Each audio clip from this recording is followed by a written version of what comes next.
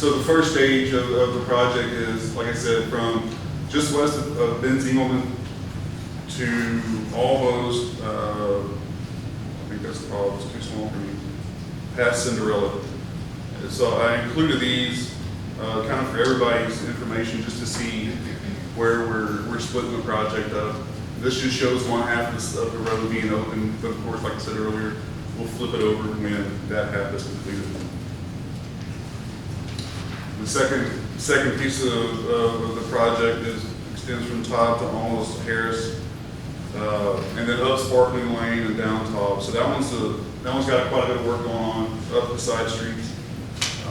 There will be some drainage improvements along those side streets as well. We've got to make a few little changes there to make the drainage on Ackerman Road work. So expect a little bit of work on those side streets too. It's not just Ackerman Road.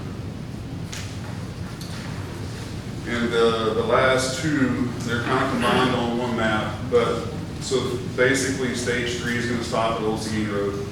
We're not constructing across Old Seguin Road, so that one will be open at all times. The Ackerman project will stop there and then pick up as Gibbs Sprawl on the other side of Old Seguin Road in stage 4, which also includes Hedwig and Bound around the City Hall block here.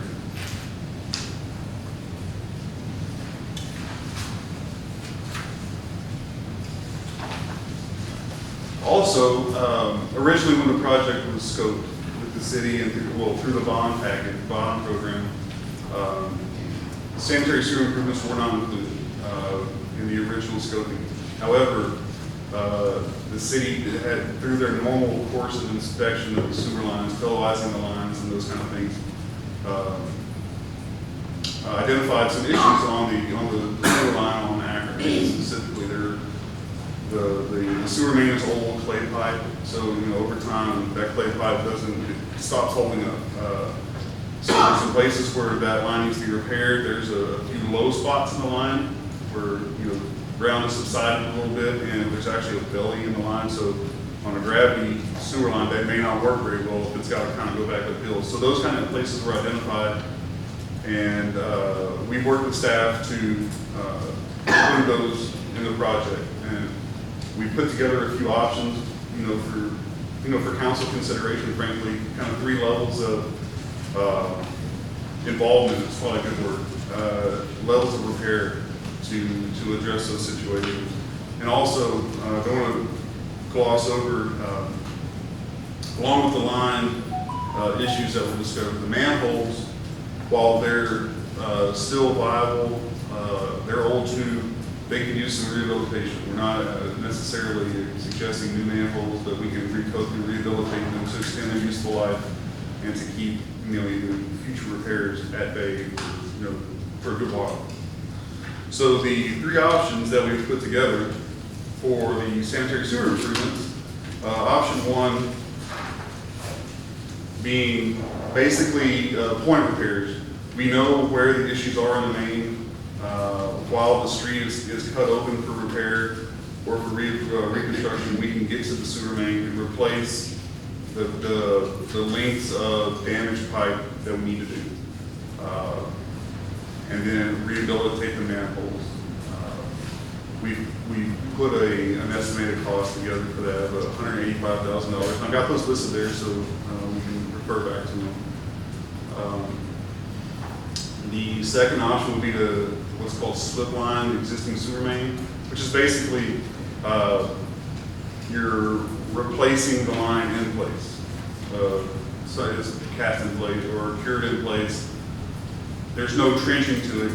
You insert the material there, you hydrate it, and it forms around the pipe, basically replacing existing pipe. The plus side of that is you're not disturbing the ground, you're not open cutting. Downsides is you lose a little bit of capacity in that line because it fills up, takes up some of that void of the existing line that's there. So that was the second option that we considered, and we provided an estimated cost for that. And then the third is to rip it out and replace it all with new PVC pipe. Of course, that's going to be the most expensive option. It's going to give you the longest life. The accepted life of PVC is 40 to 50 years. you know, that's something to consider, that, you know, I'm not gonna have to mess with it for a while, but, we discussed all these options with staff, and we're recommending the option one, the point repair, option. Of course, council has every, power to choose another option, but I think the number one option is probably the best bang for the buck.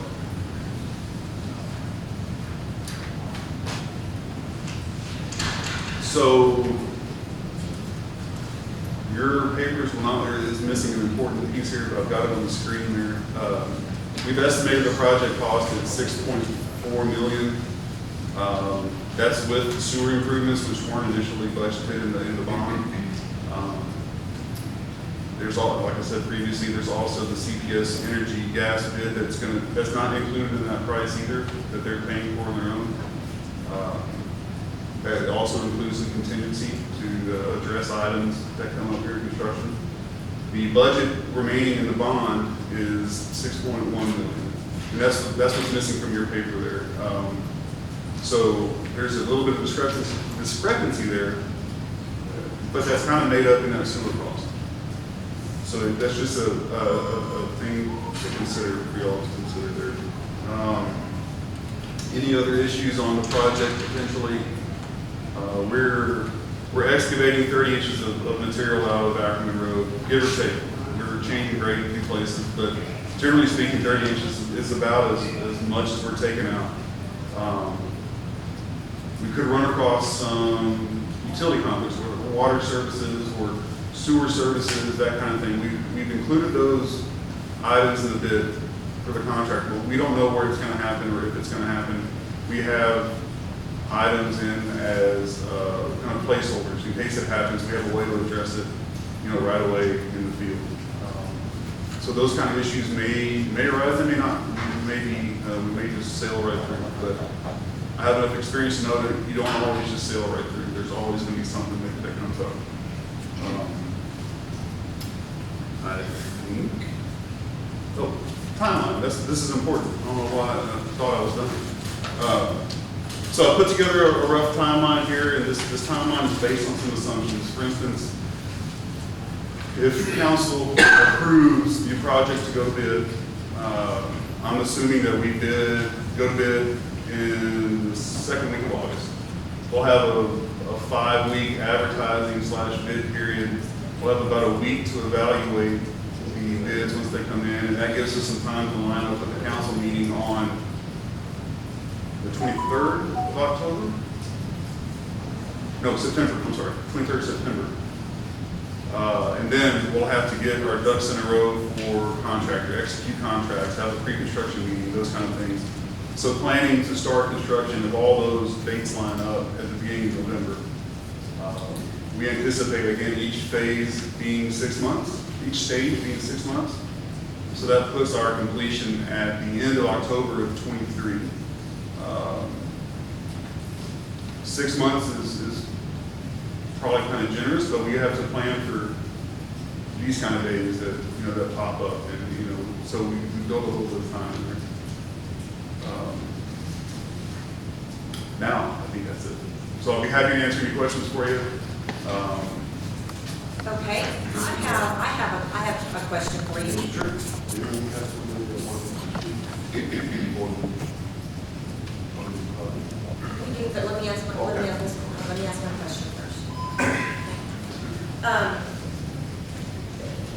With the construction of the street, the way your diagram states, you've got the 2 lanes, the bike lane, and then there's space between the bike lane and the curb. Is that correct? Let me come back to it. Or is the bike lane up against the The curb? bike lane's against the curb, yes, ma'am. So Okay. that model of cartoon may not show us quite well, but it shows a 3/4 of a foot in there, and that's the curb width. Okay, so that answers question 1. Sure. All right. Question 2, with putting in the size of the sidewalks that we're putting in, how much of the resident's yard is going to be taken? Everything happens inside the right of way, on city property. cannot promise that, you know, there's always some yard that the residents maintain that is technically in the right of way. Some of that may be affected, but we're not taking any right of way, we're keeping everything within. That, Okay, I get it. What would you do if you encountered it, you know, taking up some of the residents' yard within the right of way and they have a sprinkler system? we'll have to adjust it, and, I don't know. What do you mean when you say you'll have to adjust it? The contractor, either the contractor will have to move, or, and I don't know how the city has treated this in the past, it may be the resident's responsibility to move it because it's in the right of way. So those are those questions that we have to answer as they come up, you know, in the project. But I don't know if there's, you know, agreements or whatever. I don't know that well, but from my experience, either the customer moves it, or the contractor's really nice and moves it for them. No promises. Okay. Hold on. How about, because all the water lines and the meters are right at the curb, you're gonna put a sidewalk there. Y'all gonna move all that over? The meter should be moved out of the way towards the property. Yeah. And originally, some of those properties were issued a private shut off right past the meter. Is that gonna happen too? We should not be, unless the meter has to be moved, we shouldn't be touching the resident side of the meter. Well, when they originally put those meters in on Ackerman, they put the meter and then they put a shut off on our side. On the resident side. Right.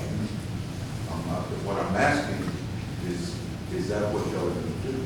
Put back what was there? Oh, yeah, so if the meter gets moved and the shut off is there, the shut off will go with it. I'm not talking about the shut off on the meter. I'm talking about they placed the shut off away from that meter so the resident could shut off the water without messing with the meter. All right, so How far if away I is the understand your shut off pitch, from the meter? It's